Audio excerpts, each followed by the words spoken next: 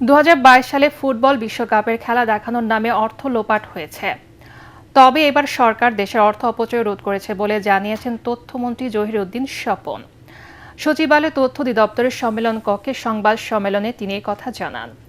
প্রধানমন্ত্রীর পক্ষ থেকে নির্দেশনা পেয়ে কোনো মধ্যস্বত্বভোগীর মাধ্যমে নয়, সরাসরি ফিফার সাথে যোগাযোগ করে মাত্র $3.85 মিলিয়ন বিশ্বকাপ ফুটবলের সম্প্রচার সত্ত্ব কেনা হয়েছে বলেও জানান মন্ত্রী। অথচ 2022 সালে এই খাতে 140 কোটি টাকার লেনদেন হয়েছিল, যার মধ্যে বড় অংশ সরকারি তহবিল থেকে খরচ হয়।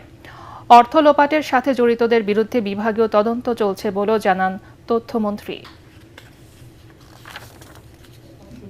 শেখ হাসিনার আমলের বিশ্বকাপ দেখানোর নামে দুর্নীতি হয়েছে, টাকা লুটপাট হয়েছে, বা তারেক রহমানের সরকারের আমলে তার নির্দেশই ছিল খেলা দেখাতে হবে, কিন্তু দেশের এই করুণ অর্থনৈতিক অবস্থার ক্ষেত্রে কোনো টাকা খরচ করা যাবে না। মধ্যস্বত্বভোগীকে সরকারের ট্যাক্সের টাকা, জনগণের ট্যাক্সের টাকা দেওয়া হয়েছিল 98 কোটি টাকা,